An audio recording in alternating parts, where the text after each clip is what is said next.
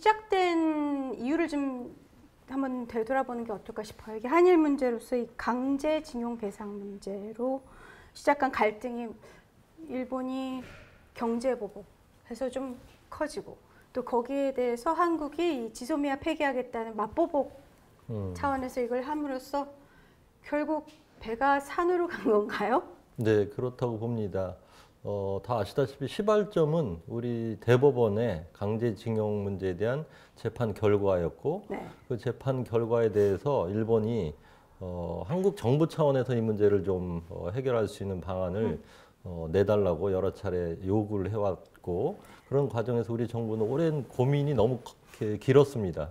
8, 9개월 정도 그 고민을 했으나 제대로 된 해답을 내지 못하는 일이 벌어졌고 말하자면 이런 상황에 격분한 일본이 경제 보복적인 조치를 좀 취했다고 봐요. 근데 물론 일본 사람들은 수출 규제다 이렇게 표현하고 있지만 한국에 대한 그 특정 부품이나 부품에 대한 수출 규제 그리고 화이트리스트 제외 이런 식으로 경제 보복을 가해 왔고 이거에 대한 맞대항 조치로 한국 정부에서 지소미아의 종료를 선언했기 때문에 사실상 트라이앵글로 좀 이렇게 얽혀져 있다고 보는데 경제 보복에 대한 대항 조치로 일본이 보복 행위를 했고 그 보복을 대항하기 위해서 또 지소미아를 종료시키는 이런 그 식으로 계속 에스컬레이트 됐다 이렇게 봐야 될 것 같습니다.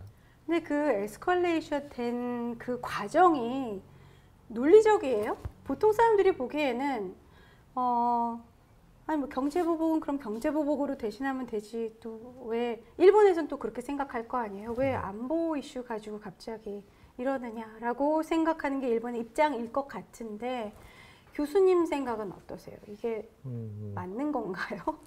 우선 일본의 그 소위 과거사 문제로 발생한 소위 이 대법원의 강제징용 재판에 대해서 일본이 우선 경제 카드를 들었다고 하는 것도 대단히 이례적입니다. 그것도 이상한 거였죠, 그러니까. 일본은 네. 소위 정경분리 원칙을 냉전 시대에도 네. 지켜왔고 전후 70년간 하나의 국책으로 지켜왔거든요. 그래서 적어도 자유무역 그리고 공정무역이라고 하는 것은 일본이 견제해왔던 원칙인데도 불구하고 이번 한국에 대해서는 사실상 보복이라고 생각될 수밖에 없는 그런 수출 규제 조치를 내렸고요. 또 그거에 대해서 우리가 안보 카드를 써 대항한다고 하는 것도 대단히 이제까지 경위로 보면은 이례적인 일입니다. 그래서 작년부터 올해 한 1년 사이에 엄청난 예외적인 일들이 발생하고 있고 특히 한일 관계가 과거사 문제는 뭐 줄곧 있었던 그 상황이었는데 그 과거사 문제로 말미암아서 경제, 안보 이렇게 쌍방에 걸친 그리고 전방위에 걸친 갈등을 하게 된 것은 이제까지의 그 역사로 보면 대단히 예외적이라고 할까요? 이례적인 상황이다 이렇게 좀 보고 있습니다.